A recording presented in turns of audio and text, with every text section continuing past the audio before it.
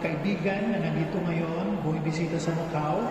Nawa, i-bless mo rin sila at makapagdasal sila at bigyan mo ng masaganang buhay. Nawa sa kanilang paglilibot, makita nila ang kagandahan ng buhay at may pagdasal nila ang nangangailangan. Inihiling namin ito sa ngalan ni Hesus Kristo na aming Panginoon. Amen.